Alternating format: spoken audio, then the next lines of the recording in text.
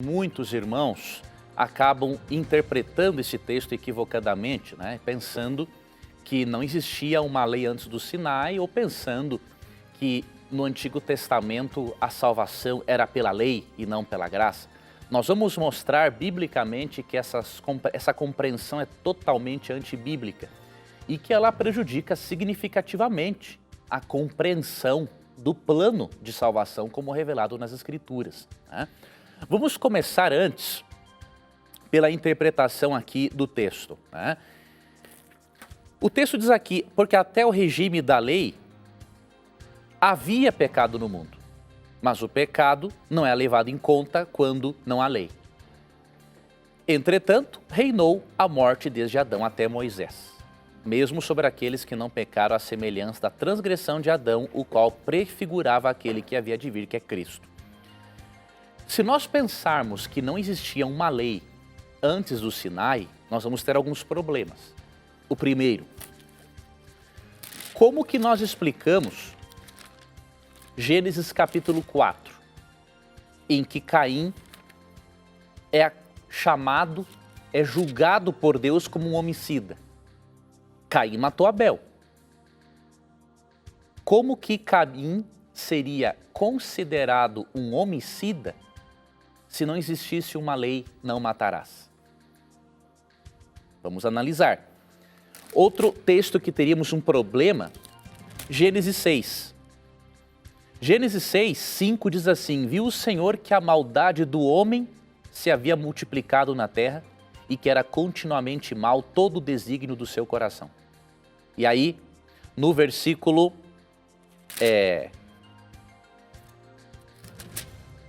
além do versículo 6, eu queria ler para você o versículo...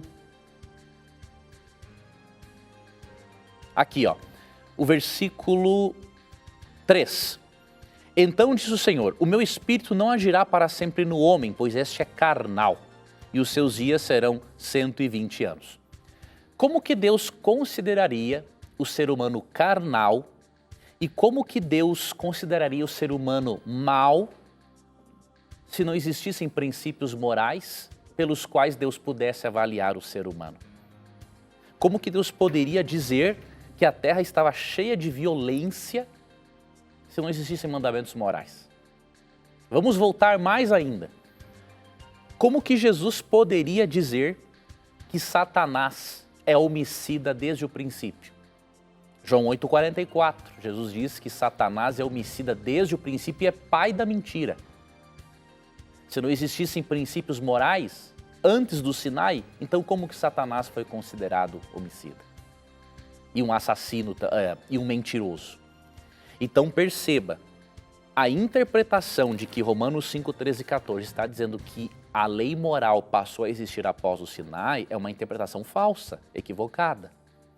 Devemos entender esse texto como dizendo que a lei, na sua forma escrita, codificada, passou a existir após o Sinai. Antes do Sinai, ela não era codificada, como Deus, por exemplo, escreveu em tábuas de pedra, de acordo com Êxodo 31, 18. Antes do Sinai, eles não necessitavam tanto da escrita como nós, para o registro de informação.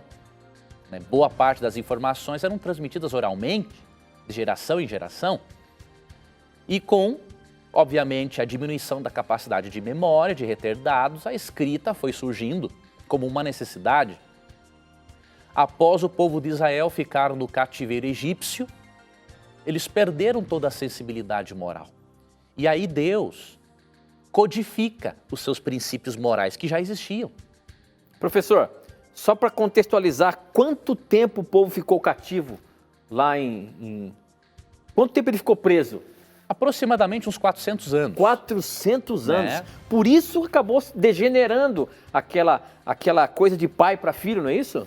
Sim, perderam não houve transmissão oral como antes, não é? Estavam, Tito, no meio da escravidão, sendo maltratados, no meio da idolatria, no meio da depravação, né? Então, Deus precisava codificar os princípios morais. Então perceba, amigo telespectador e ouvinte, no Sinai, a lei passou a existir em forma codificada, escrita, mas seus princípios sempre existiram. Senão Deus não teria nem destruído a humanidade pelo dilúvio, porque não existia um padrão moral para Deus julgar a humanidade. Caim não seria homicida, Satanás não seria um mentiroso e nem homicida.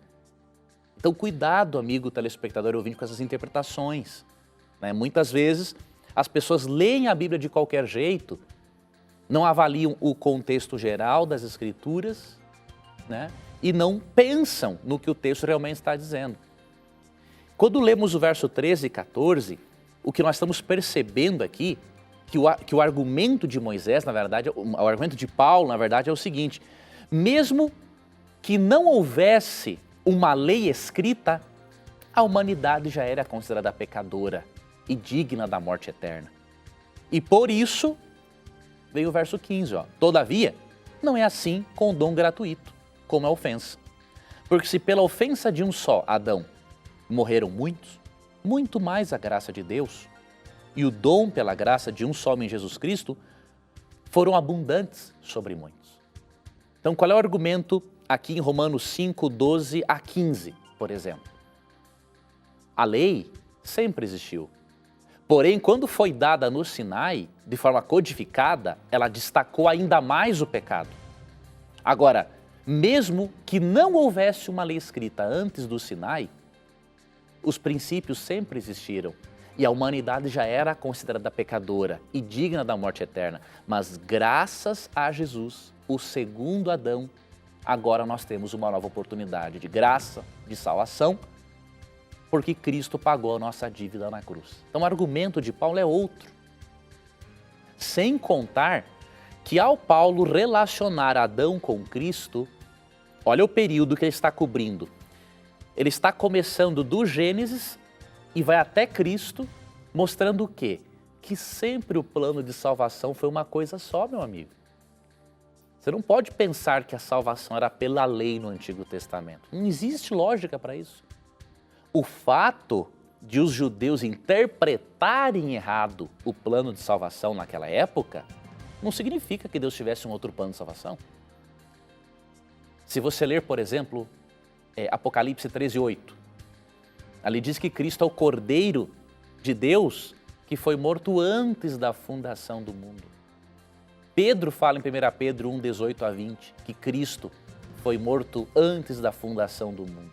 Um plano de salvação sempre. Então, cuidado com essa teoria dispensacionalista muito perigosa que divide a salvação em eras ou em fases. Isso não existe. A era da lei, a era da graça. Isso é um absurdo, isso é uma aberração teológica. Sempre existiu apenas um plano de salvação. Deus apenas ensinou esse plano de salvação de maneiras diferentes, com recursos didáticos e pedagógicos diferentes. Agora, o plano sempre foi o mesmo. E, se a salvação era pela graça no Antigo Testamento, continua sendo pela graça no Novo Testamento. Se Deus tinha um estilo de vida ético para o seu povo no Antigo Testamento, Ele tem um estilo de vida ético para o seu povo no Novo Testamento. Então, não façamos essa separação, essa dicotomia entre a Bíblia, porque ela não existe.